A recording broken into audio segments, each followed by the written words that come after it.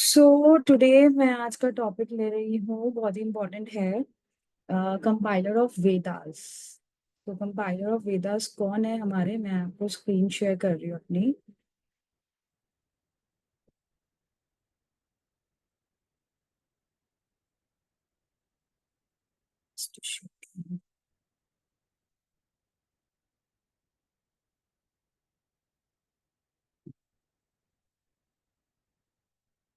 Screen visible है?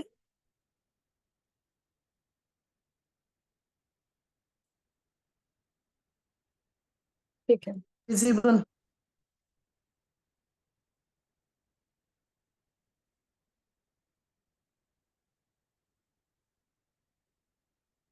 तो हमारे कंपाइलर ऑफ वेदास है महर्षि वेदव्यास। महर्षि वेदव्यास कौन थे बेसिकली, और उन्होंने क्या क्या लिखा, ये सब आज हम डिटेल में देखेंगे। उन्होंने वेदास को कंपाइल करा। वेदास एक्चुअली हमारे जो थे वो एक ही बुक में थे। उन्होंने ऐसे फॉर्म करा उनको कि वो सिंप्लीफाइड फॉर्म में हो गए चार वेदों के रूप में। ऋग्वेद, सामवेद, यजुर्वेद और अथर्ववेद। और ये चारों मिला के कहते हैं चतुर्वेद। उन्होंने सिर्फ ये चार वेद ही नहीं, आगे मैं आपको और भी बताऊंगी कि उन्होंने आगे और क्या क्या लिखा। उनका वैसे नाम था कृष्णा देव देव्यपयान। क्योंकि उनका कलर कॉम्प्लेक्शन जो था वो डार्क था, इसलिए उनको उनके फादर ने उनको नाम दिया कृष्णा। कृष्णा का मतलब होता है ब्लैक। और वेदव्यास वेदव्यास जी ने जो है वेदास को क्लासिफाई किया था, अलग अलग फॉर्म्स में उनको डिवाइड कर दिया था। इसलिए उनको टाइटल मिला। व्यास जो है वो टाइटल मिला है। उनके मदर और फादर महर्षि पराशर, जिन्होंने विष्णु पुराण लिखी, और सत्यवती, जो भीष्म पितामह की भी सौतेली माँ थी, सत्यवती। तो उनके पेरेंट्स अपना में महर्षि पराशर, जिन्होंने विष्णु पुराण लिखी। विष्णु पुराण अपना में एक बहुत बड़ा ग्रंथ है। और सत्यवती, ऑब्वियसली सत्यवती का महाभारत में बहुत बड़ा रोल है, बहुत इंपॉर्टेंट रोल है, क्योंकि वो महारानी थी एक। और साथ ही साथ जो सत्यवती थी वो एक मछुआरे की बेटी थी। तो आगे देखते हैं वेद व्यास जी के बारे में। सबसे इम्पोर्टेंट चीज, अभी लेटेस्टली गुरु पूर्णिमा आने वाली है। गुरु पूर्णिमा का मतलब ही है व्यास पूर्णिमा। ये जो फेस्टिवल है ये हम व्यास देव जी को डेडिकेट करते। क्यों करते हैं? क्योंकि मैं आप लोगों को एक एग्जांपल देना चाहूंगी। जब भी हमारे यहाँ भागवत होती है, हमारे घर के आसपास कई भागवत होती है, तो जो भागवत सुना रहे होते हैं हम उन्हें बोलते हैं व्यास। व्यास बोलते हैं हम उन्हें। और जो उस सीट पे बैठा रहता है उसे बोलते हैं व्यास गद्दी। उस सीट को बोलते हैं व्यास गद्दी। व्यास गद्दी मतलब उस समय उनके अंदर भगवान खुद आ जाते हैं। व्यास देव जी खुद आ जाते हैं और अपने मुंह और मतलब शरीर उनका होता है, जो गुरु उस समय दे रहे होते हैं लेक्चर, लेकिन उनके अंदर जो है वो भगवान समा जाते हैं और उनके मुंह से भागवत के शुद्ध वचन निकलवाते हैं। Who is Ved Vyas? वैसे तो वेद व्यास जी जो है वो अपने आप में भगवान विष्णु है। और हर द्वापर में भगवान विष्णु व्यास देव के रूप में प्रकट होते हैं। और वेदास के थ्रू इंसानियत को, और जो जो चीज एक इंसान को, एक मनुष्य को अपने जीवन में उतारनी चाहिए, कैसे कैसे क्या काम करने चाहिए इस धराधाम पे, वो सब भगवान वेद व्यास के रूप में आकर के बताते हैं। वेद व्यास जी का सबसे इंपॉर्टेंट रोल है सनातन धर्म, क्योंकि उन्होंने वेदास को कंपाइल करा है। और सनातन धर्म को अपने इस अवतार से वो प्रमोट कर रहे हैं। अपनी अच्छी अच्छी टीचिंग्स और फिलोसफीज देके, क्योंकि भगवान खुद आए हैं अपने वेदों को, अपने ग्रंथों को प्रमोट करने के लिए। और उसमें ये बता रहे हैं कि हमें कब कहाँ कैसे कदम रखना चाहिए। फिर हम बात करते हैं उनकी एजुकेशन और उनके टीचर्स की। उन्होंने शास्त्र पढ़े, उन्होंने कई तरह के स्क्रिप्चर्स पढ़े, सनक महर्षि से, सनानंदन महर्षि से और काफी महर्षियों से भी। उसके बाद महर्षि वेदव्यास ने चार कुमार, नारद मुनि और स्वयं लॉर्ड ब्रह्मा से भी उन्होंने ज्ञान लिया। उनका कंट्रीब्यूशन क्या रहा है? बेसिकली कंट्रीब्यूशन तो मतलब अनइमेजिनेबल है। मेरे ख्याल से मैंने इतने कॉन्ट्रीब्यूशंस तो डाले भी नहीं होंगे जितना बड़ा उनका रोल रहा है। तो पहला हम देखते हैं, उन्होंने वेदों को सबसे पहला तो सबसे इम्पोर्टेंट जो है, वेदों को बहुत सिंप्लीफाइड फॉर्म में करा, डिवाइड करा।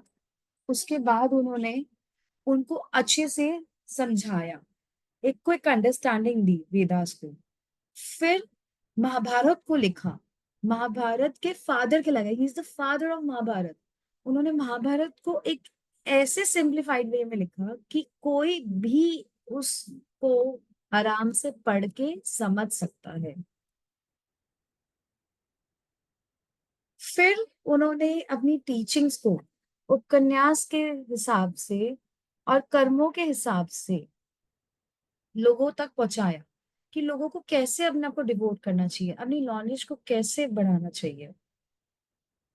उन्होंने नारद मुनि के कहने के हिसाब से भागवतम लिखी। द्वापर में ही व्यास देव जी ने वेदास को डिवाइड कर दिया कई पार्ट्स में, ताकि एक ह्यूमन बीइंग उसको आराम से पढ़ सके और समझ सके। हमने देखा, मैंने आपको जैसे पहले ही बताया, पहले एक वेद था, फिर उस वेद को वेद व्यास जी ने चार वेदों में कन्वर्ट करा।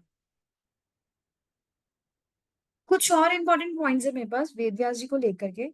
सबसे इंपॉर्टेंट पॉइंट जो मुझे लगता है, महाभारत का जब युद्ध हो रहा था, कुरुक्षेत्र का जब युद्ध हो रहा था, उस समय वेदव्यास जी ने संजय को दिव्य दृष्टि दी, ताकि धृतराष्ट्र की जो इच्छा है, धृतराष्ट्र की एक इच्छा थी कि जो भी कुरुक्षेत्र के युद्ध की भूमि में चल रहा है वो देख सके। लेकिन उसके अंदर इतनी अपने आप में क्षमता नहीं थी कि वो अपने पुत्रों को मरता हुआ देखे। तो वेदव्यास जी ने संजय को, क्योंकि संजय एक बहुत ही आज्ञाकारी और बहुत ही सुशील व्यक्ति था, तो संजय को वेदव्यास जी ने दिव्य दृष्टि दी, ताकि वो धृतराष्ट्र को जो जो युद्ध स्थली में हो रहा है वो सब बता सके।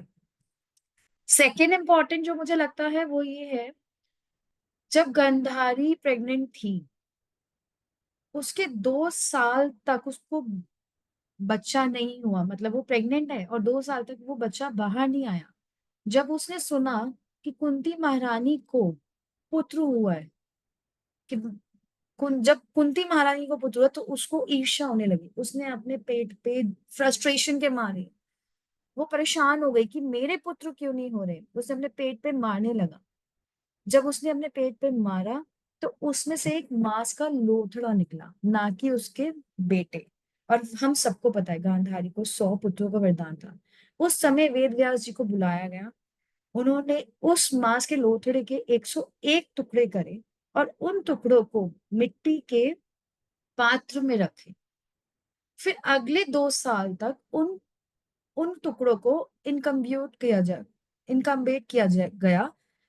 उसके बाद सबसे पहला पुत्र दुर्योधन हुआ, उसके बाद और 99 बच्चे हुए, लड़के हुए उनके, फिर उसके बाद एक लड़की हुई दुशाला नाम।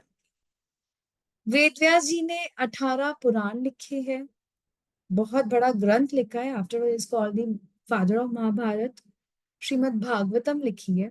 और दूसरा, उन्होंने महर्षि दत्तात्रेय को भी पढ़ाया था। और दत्तात्रेय हम सब जानते हैं, दत्तात्रेय ऋषि के बारे में मैं एक शॉर्ट भी बनाऊंगी और एक स्पेशल वीडियो भी बनाऊंगी। दत्तात्रेय ऋषि, एक छोटा सा इंट्रोडक्शन दे देती हूँ। 3 देवों का वो मिक्सचर है, वो अपने आप में 3 देव है, ब्रह्मा विष्णु महेश, इन तीनों का कॉम्बिनेशन है दत्तात्रेय ऋषि। नेक्स्ट, सबसे इंपॉर्टेंट चीज, आजकल माइथोलॉजिकल वर्ड बहुत कॉमनली यूज हो रहा है, बहुत कॉमनली। जब भी कोई सनातन धर्म के वेद की बात आती है, या इनफैक्ट टीवी पे भी कोई सीरियल आ रहा होता है, तो सबसे पहले mythological serial, mythological story. But this should not happen at all. Mythological का मतलब है मिथ। इसमें अपने आप में एक वर्ड है, मिथ। मिथ का मतलब होता है फेक, या हम इस पे माने या ना माने हमारी मर्जी है। तो ये जो है ना, ये हमारे सनातन धर्म को डिसरिस्पेक्ट कर रहा है, हमारे वेदास को डिसरिस्पेक्ट कर रहा है, हमारे ग्रंथों को डिसरिस्पेक्ट कर रहा है, हमारे लॉर्ड को डिसरिस्पेक्ट कर रहा है। So we should stop using mythological word in our life in case of any kind of, like कोई भी सीरियल होता है, कोई भी स्पिरिचुअल सीरियल आ रहा है, या कोई भी स्पिरिचुअल बुक है, तो हमें मैथोलॉजिकल वर्ड नहीं यूज करना चाहिए। अब मैं आपको एक और चीज बताती हूँ, वेदास को सेग्रीगेट कैसे किया गया। वेदास को सेग्रीगेट, हमारे 4 वेद हैं, चारों वेदास में 4 पार्ट में सेग्रीगेट किया गया। एक है संहिता, दूसरा है ब्राह्मणास, एक है अरण्यकास, चौथा है उपनिषद। इन चारों में वेदों को डिवाइड कर रखा है। और दूसरा, संहिता जो है ना, मंत्रों का कलेक्शन होता है। इसमें एक सबसे फेमस संहिता जो मुझे लगता है, ब्रह्म संहिता। ब्रह्म संहिता, ब्रह्मा जी ने बोला था, ब्रह्मा जी ने स्तुति की थी भगवान श्री कृष्ण की, जब उनको लगा था कि ये कौन है, ये ग्वाला कौन है। ऐसे ही फिर ब्रह्मा जी ने माफी मांगी। माफी मांगने के बाद जब भगवान ने उन्हें माफ नहीं करा, तो उन्होंने भगवान की स्तुति करी। आज के लिए इतना ही था। तो मुझे बताइए वेद व्यास जी के बारे में आपको कैसा लगा, और मेरे चैनल को लाइक करिए, सब्सक्राइब करिए और शेयर कीजिए। Thank you.